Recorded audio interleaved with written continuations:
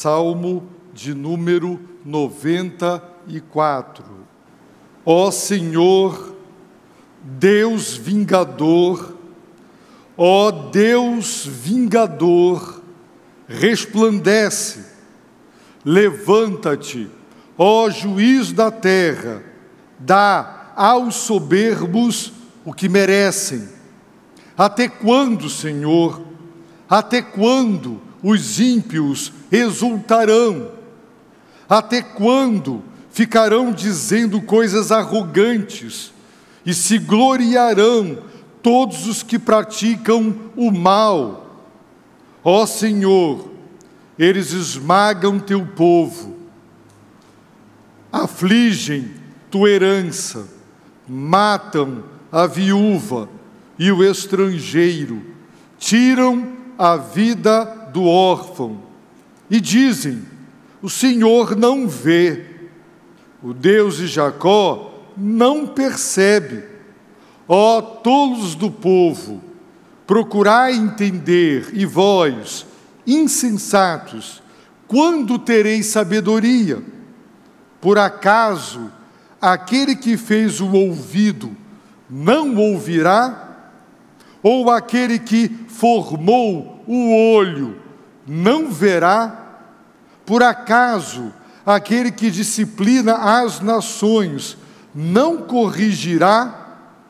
Aquele que instrui o homem no conhecimento, o Senhor conhece os pensamentos do homem, sabe que são fúteis.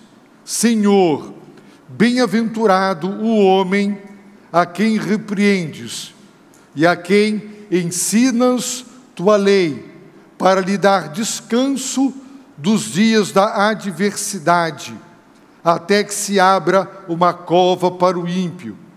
Pois o Senhor não rejeitará seu povo, nem desamparará sua herança, mas o julgamento voltará a ser feito com justiça, e todos os de coração reto a seguirão. Quem se levantará por mim contra os malfeitores? Quem se porá ao meu lado contra os que praticam o mal? Se o Senhor não tivesse sido meu auxílio, eu já estaria habitando no lugar do silêncio. Quando eu disse: Senhor, meu pé está tropeçando, teu amor me sustentou. Quando os cuidados do meu coração se multiplicam, tuas consolações alegram minha alma. Pode associar-se contigo o trono perverso, que maquina o mal em nome da lei? Ajuntam-se contra a vida do justo e condenam o sangue inocente. Mas o Senhor tem sido meu alto refúgio e meu Deus, a rocha onde me refugio. Ele fará recair sobre eles seu próprio pecado e os destruirá com sua própria maldade. O Senhor, nosso Deus, os destruirá. Este salmo, queridos irmãos, é um grito eloquente de pedido de justiça da parte de Deus. Hoje nós estamos vivenciando no mundo diversas situações de injustiça, de barbaridade, de crueldade e de violência, de morte, mulheres agora, relatos sendo violentadas nas cidades tomadas, crianças e idosos sendo mortos. Quanta injustiça! Da terra sobe um clamor de dentro dos hospitais, dos presídios. Há muito sofrimento, há muita dor, há muita injustiça, há muita revolta e há muita indignação no coração humano diante daquilo que o ser humano é capaz de fazer quando ele abandona Deus. O mais intrigante é que o salmista está revoltado, indignado com o que acontecia dentro do povo de Israel. O livro de Reis, o livro de Crônicas dão testemunho de reis que, embora conhecessem a Deus, a palavra de Deus, os preceitos do Senhor, o quanto Deus de nós exige justiça, retidão, porque Ele é justo e Ele é santo, mesmo assim, muitos reis fizeram o que era mal perante os olhos do Senhor, e portaram-se, comportaram-se e procederam de modo pior do que reis pagãos, que não conheciam a Deus e que tratavam melhor o seu próprio povo do que reis do povo eleito, do povo escolhido, do povo de Deus. Queridos irmãos, este salmo revela-nos que nós podemos e devemos recorrer a Deus em oração e clamar contra os opressores e a favor dos genuinamente oprimidos. Quem é o nosso Deus? O clamor que podemos levantar, ele parte de um pressuposto, e o pressuposto é o nosso Deus. Quem é o nosso Deus? E nós temos 3 pedidos nos 2 primeiros versos deste salmo. Ó Senhor, Senhor é a tradução do tetragrama, é o Deus da aliança, é o libertador, é aquele que tirou Israel do Egito com poder e glória, e com quem fez um pacto, uma aliança. O grande eu sou. Quem é Ele? Quem é o Senhor? Ele é o Deus vingador. Quando nós ouvimos isso, e muita gente diz, teólogos renomados, mas infiéis, mas que fizeram escola e influenciaram igrejas e pregadores, e se hoje, na Europa, a igreja fecha as portas, é porque teólogos sábios, inteligentes e cultos, mas que não creram na inspiração das Escrituras, na sua inerrância, na sua infalibilidade, disseram que o Deus e Pai de Jesus Cristo não poderia ser o Deus do Antigo Testamento, porque Deus, o Deus revelado por Jesus, é o Deus de amor e de imensa bondade. Ele não é o Deus irado do Velho Testamento. E quando muitos leem, ó Senhor, Deus vingador, ó Deus vingador, porque para nós a vingança é proibida. De ponta a ponta nas Escrituras, nós somos exortados a não nos vingar, mas lembremos que a razão para nós não nos vingarmos é que a vingança pertence a Deus. E se nós nos vingarmos, a vingança de Deus não se fará. Assim, dai lugar, nós devemos deixar que a vingança de Deus se manifeste. Enquanto para nós vingança é retaliação, muitas vezes desproporcional. Os irmãos já viram crianças brincando, jovens, um dá um tapa, o outro, a pessoa não gosta, devolve, mas devolve com mais força, e então a pessoa diz, eu brinquei, não te bati assim, e ele devolve com mais força ainda, e daqui a pouco eles estão se engalfinhando, porque a vingança sempre gera uma reação desproporcional e injusta, furiosa e descontrolada. Mas nós não podemos projetar em Deus o nosso descontrole, o nosso destempero. Quando a palavra de Deus nos apresenta Deus como Deus vingador, ela está dizendo que Deus é justo, que Deus, Ele retribui de acordo com, em conformidade com as palavras, as obras e as atitudes das pessoas.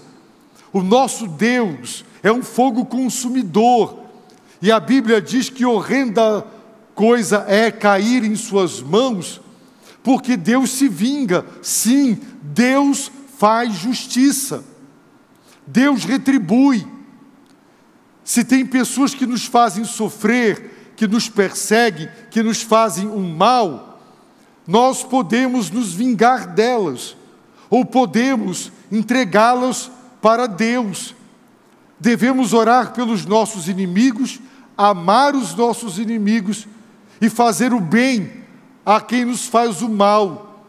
Mas nós podemos entregar estas pessoas, e segundo o apóstolo Pedro, nós devemos seguir os passos de Cristo, que quando injuriado não injuriava, quando ferido não feria, mas ele se entregava àquele que julga com justiça. Então nós podemos nos entregar àquele que é o Deus vingador. Ele retribuirá, ele retribuirá.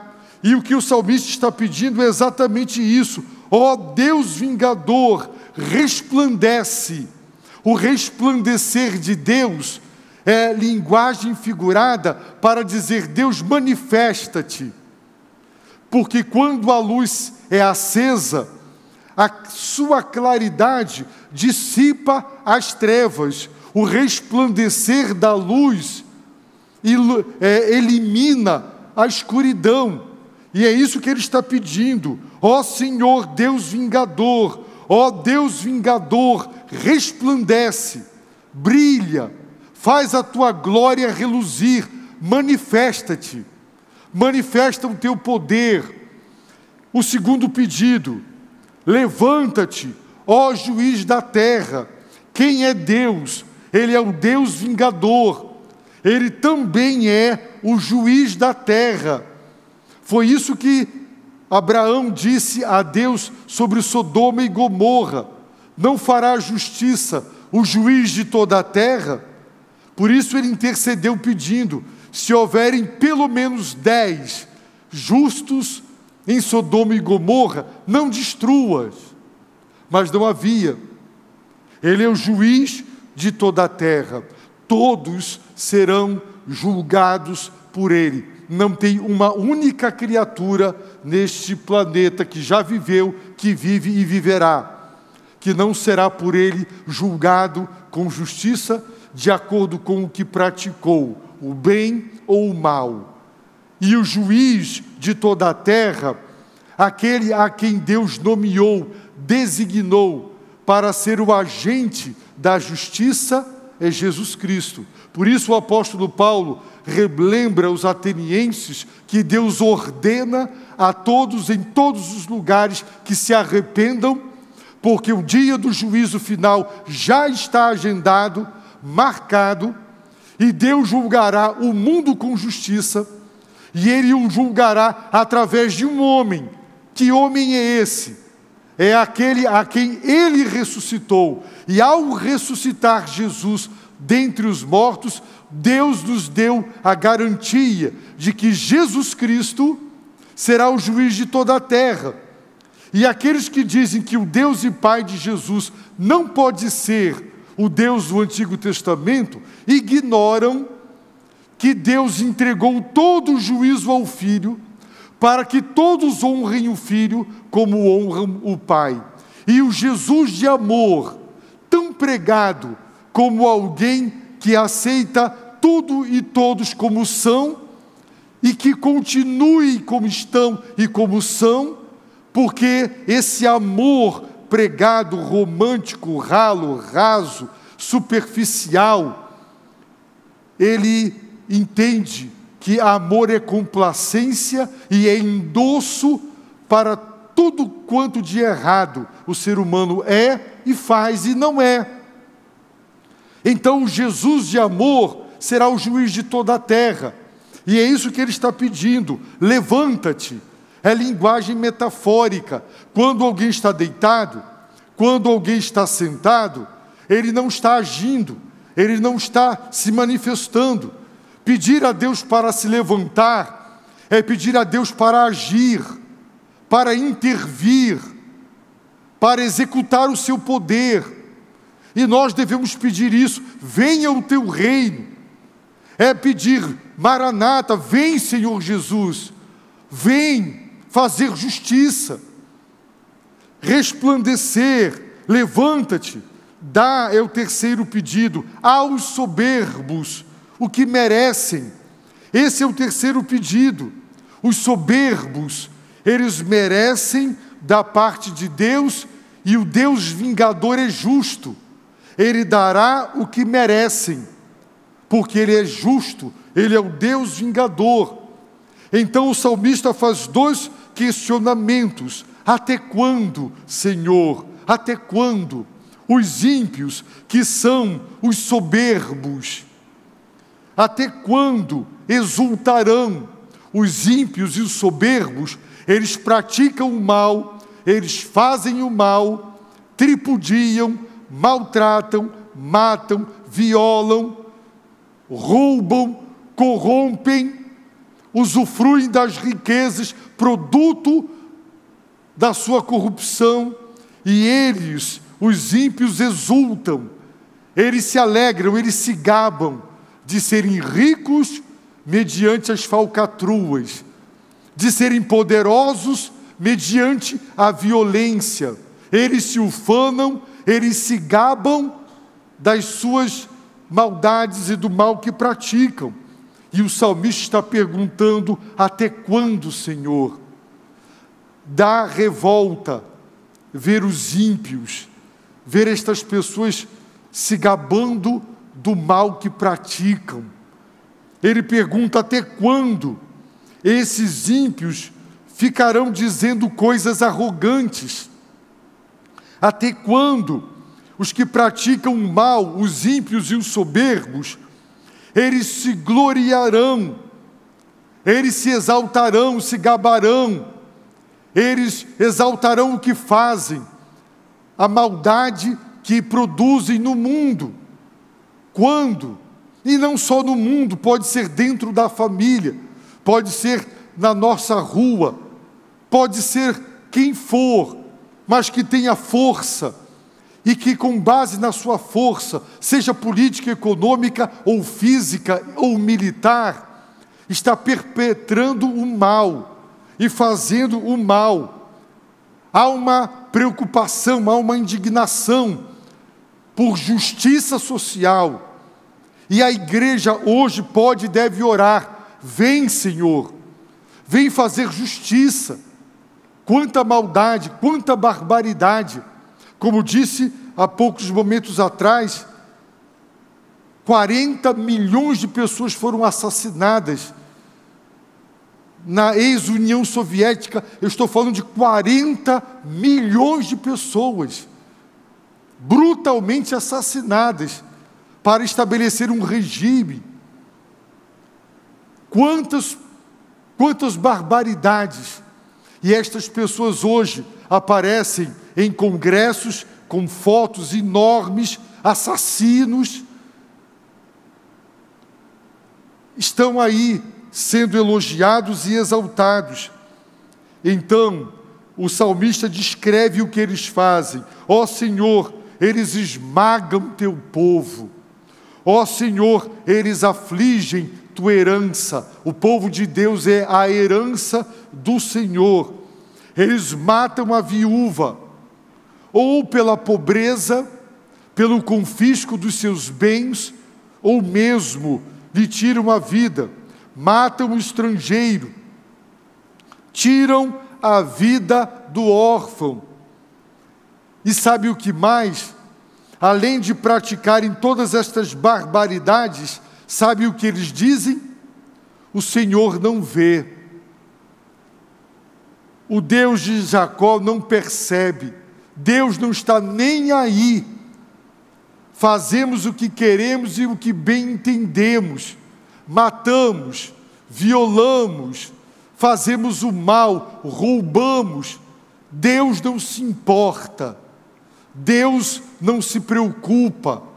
Ele é apático, ele é indiferente. O pressuposto teológico deles é de um Deus que criou e que entregou a sua criação a si mesma, distante, não se interessa por ela, não se importa se o mal é praticado e não bem. Hoje, pelo menos eles acreditavam em Deus, hoje nem sequer eles acreditam que Deus existe, porque não tem medo, não tem temor de saber que há um inferno e que eles prestarão contas por Deus de cada vida, de cada maldade, cada criança violada, cada criança que foi destruída na sua inocência, cada mulher que foi violada pela brutalidade da força, cada injustiça cometida, cada maldade, receberá de Deus o seu justo juízo.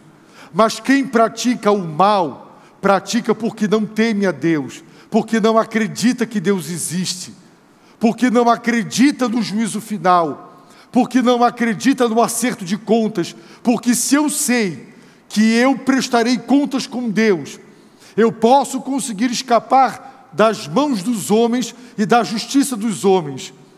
Eu já contei para os irmãos de um fato ocorrido quando eu pastoreava uma igreja no Rio de Janeiro. No bairro da igreja havia um terreno baldio e uma mulher foi pega por um homem, jogada lá, foi violentada várias vezes e depois aquele homem furou os olhos daquela mulher para que ela jamais o reconhecesse e ele nunca foi pego.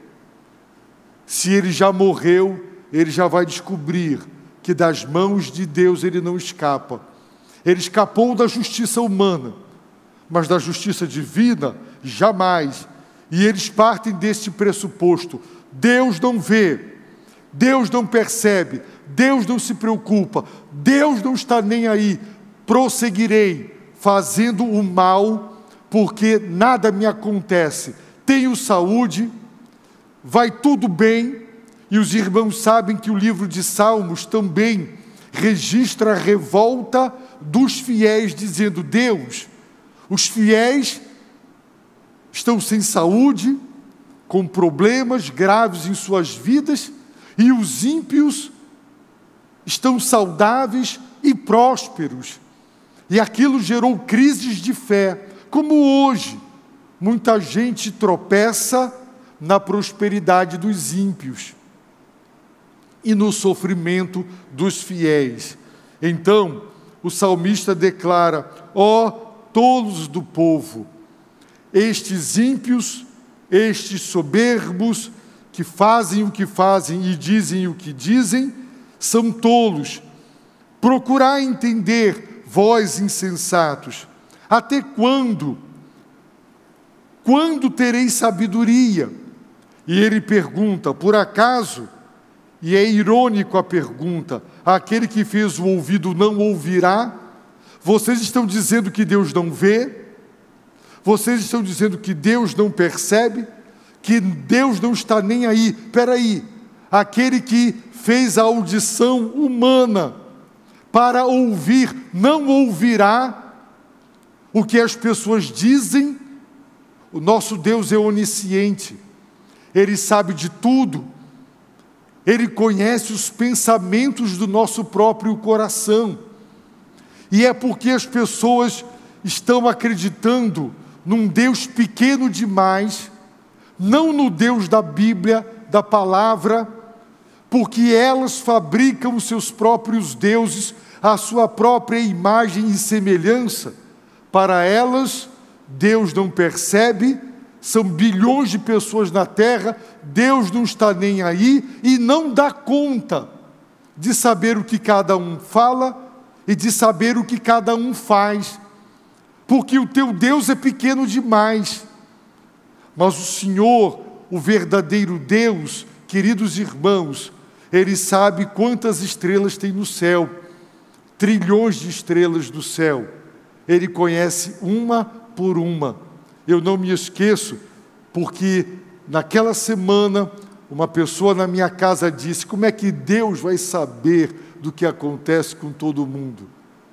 E naquela semana, já há 20, 30 anos atrás, O repórter disse que um computador, um supercomputador comprado para analisar o sistema meteorológico, processava, já não me lembro mais, se eram milhões de informações por minuto, por segundo, era uma coisa absurda.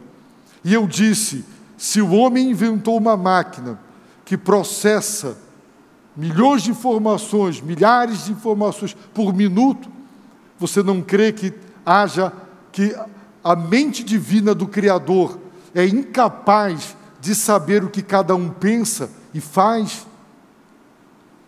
Foi feita uma pesquisa numa escola para saber como as crianças viam Deus.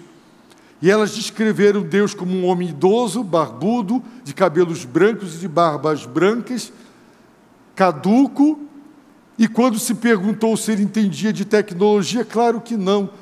Computador, Deus está atrasado. E Deus fez a mente humana. E não há brilhantismo da mente humana. Não existe uma lente, não existe uma câmera fotográfica ou uma filmadora que chegue aos pés dos olhos humanos. A nossa língua tem um paladar capaz de discernir dezenas e centenas de sabores diferentes. Profissionais do vinho são capazes de descrever, não é, em detalhes aquilo que nós não somos, café. Ora, Deus que fez o paladar, o olfato, Deus que fez os olhos para captar milhares e milhões de cores e de tons, Ele não vê? Ele que fez o ouvido, não ouve o que a soberba, eles se gloriam, eles dizem coisas arrogantes. Deus não está ouvindo? Ele está ouvindo. Aquele que fez o olho não verá? Claro que verá, Deus tudo vê. Por acaso, aquele que disciplina as nações não corrigirá? Sim, Ele corrigirá. As nações serão corrigidas. Quando Deus, no Antigo Testamento, levantava um povo para disciplinar outro, Ele falava, Ele explicava por intermédio dos profetas o que estava acontecendo e por quê. Hoje, Deus não se revela mais e nós não sabemos. Nós podemos discernir com os princípios bíblicos o que pode estar acontecendo. Martin Lloyd Jones, do púlpito da igreja, pregou, e está registrado em áudio, eu já ouvi, está registrado nos livros que transcreveram suas mensagens, que, na opinião dele, Adolf Hitler, Deus puniu a Europa pela sua incredulidade, pelo seu ateísmo, pelo seu abandono da fé. Ele via na Segunda Grande Guerra Mundial uma disciplina de Deus por um continente que deu as costas para Deus. Opinião deles, certo ou errado, ele não disse assim diz o Senhor, como os profetas veterotestamentários faziam. Mas o fato é que Deus está disciplinando as nações. Nós não sabemos como e nem porquê, mas Deus conhece cada nação, e o que cada nação faz, e o que cada nação precisa receber. Quem é o Senhor? É aquele que instrui o homem no conhecimento. O Senhor conhece os pensamentos do homem, sabe que são fúteis. Deus conhece o que os generais, nos seus gabinetes secretos, tramam. Deus sabe de tudo. Por isso o salmista declara: Senhor, bem-aventurado o homem a quem repreendes. Bem-aventurado o homem a quem ensinas tua lei. Sabe para quê? Para lhe dar descanso dos dias da adversidade. Se Deus te repreender e te ensinar a sua lei, você não passará por adversidades que inevitavelmente passará. se a repreensão divina não quebrantar a rebeldia e a insubordinação do teu coração pecaminoso. Se o Senhor não te ensinar a sua lei, você vai amargar no futuro grandes e graves problemas. Por isso, a palavra de Deus está dizendo que bem-aventurado é aquele a quem Deus repreende e aquele a quem Deus ensina a sua lei, é para livrá-lo do sofrimento futuro. Sim, o Senhor não rejeitará nem desamparará a sua herança, a certeza de que Deus fará justiça. Ele declara: o julgamento voltará a ser feito com justiça, e todos os de coração reto seguirão a justiça. Ele pergunta: quem se levantará por mim contra os malfeitores? Quem se porá ao meu lado contra os que praticam o mal? Perguntando: quem está como eu indignado? Quem quer se opor ao mal? Quem quer lutar por justiça? Quem?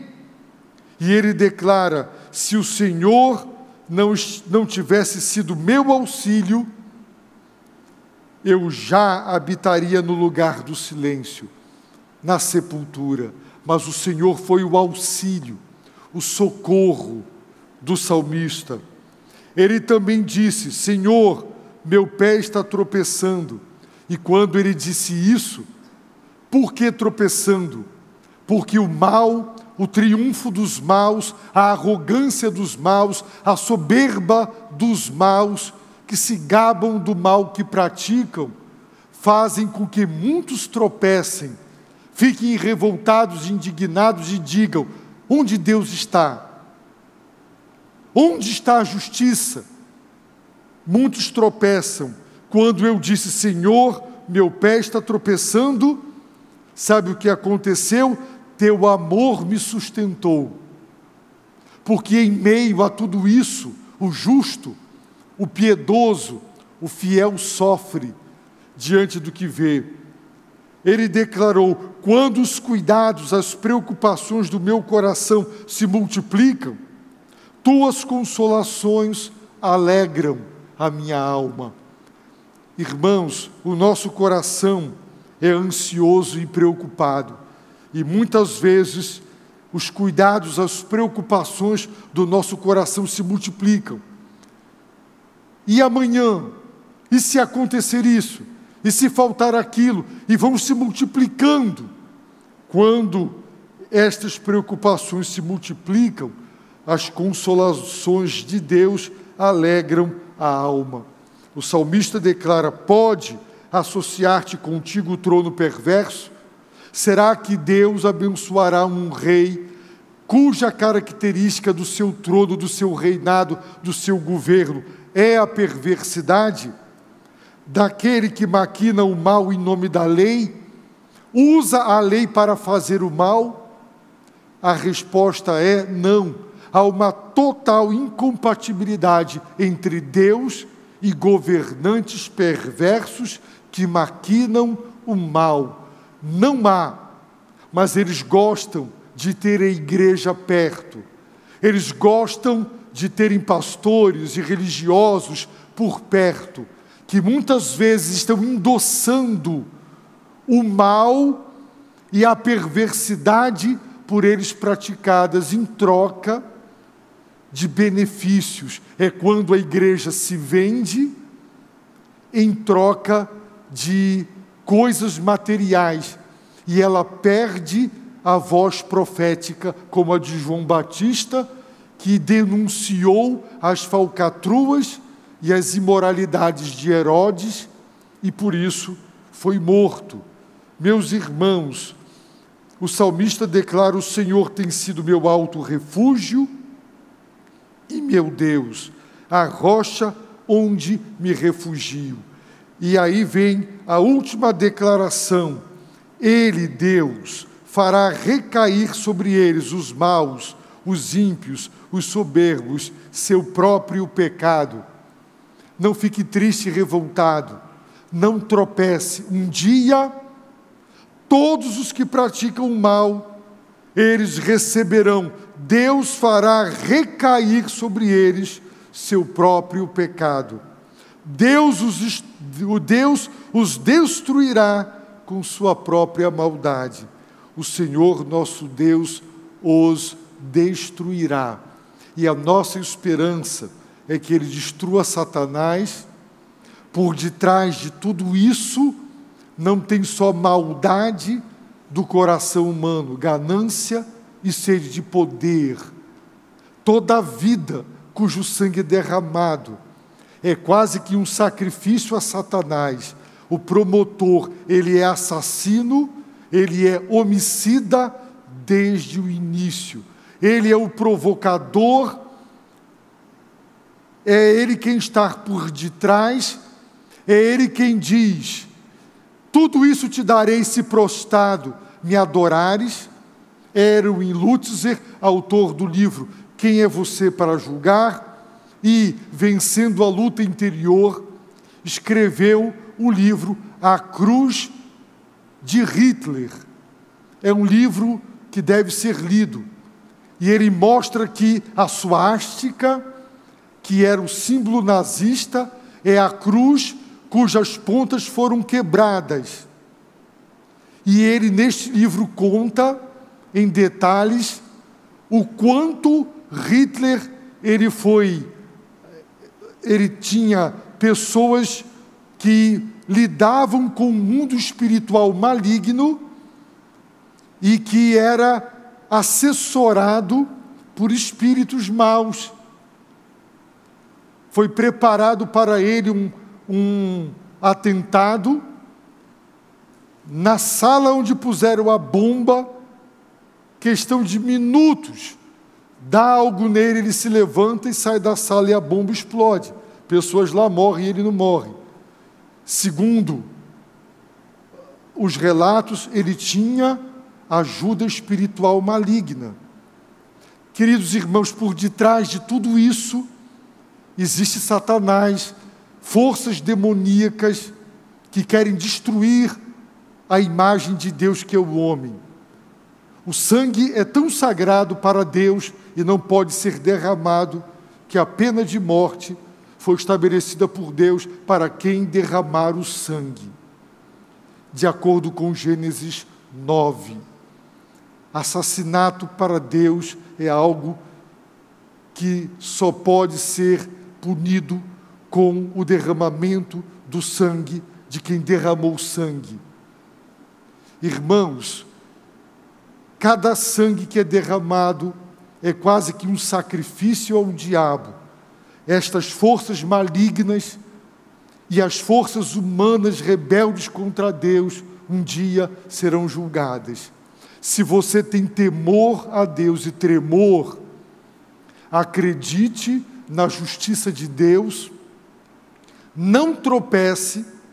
Lembre-se que Jesus falou de guerras e rumores de guerras, Ele falou de pragas, e nós estamos vendo isso, pandemias, guerras, e não pense que vai melhorar, é daqui para pior.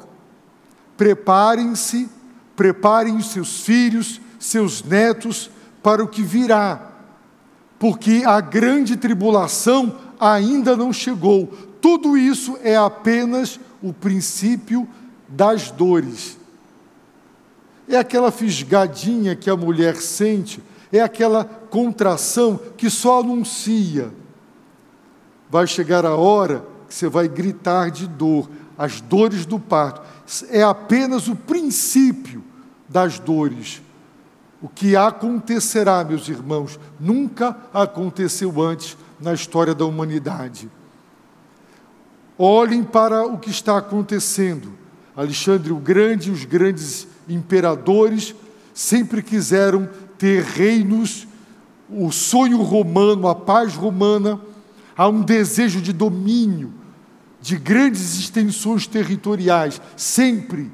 E hoje o globalismo é a certeza de que meia dúzia de pessoas querem dominar o mundo e dizer o que você deve crer, o que você deve saber, o que você pode comer, o que seu filho pode ler e estudar, o que pode ser feito. O mundo caminha para uma ditadura global. É para onde estamos indo. E a leitura do Apocalipse mostra exatamente isso. Um Estado forte, com domínio de âmbito universal, socorrido pelo dragão, que dá poder à primeira besta, a força política, e à segunda besta, a força religiosa, para estabelecer o anticristo. Então, estejamos atentos e em oração. E oremos como o salmista. Venha o teu reino, seja feita a tua vontade, na terra como é no céu. Maranata, ora vem, Senhor Jesus. Vem julgar a terra, vem julgar os povos com justiça. Ó Deus vingador, levanta-te, resplandece, dá aos soberbos o que merecem. E se você ainda não se curvou diante de Deus, se você ainda não se arrependeu dos seus pecados, se você ainda não voltou para Deus, se você ainda resiste, saiba que o justo juiz julgará com justiça. E se você não quer encontrar o Filho de Deus como o seu juiz, então o encontre agora como seu Salvador. Arrependa-se, confesse seus pecados, creia que Ele na cruz morreu para lhe salvar. Eu convido você a baixar sua cabeça, fechar os seus olhos e a orar. Orar e entregar a sua vida a Cristo. Orar e entregar o seu coração. Orar e pedir a Deus, faze-me fiel, Senhor. A pedir que o Deus vingador se manifeste com justiça, porque há muita dor e sofrimento na terra. Que Ele dê aos soberbos o que merecem. Ore a Deus nesse momento.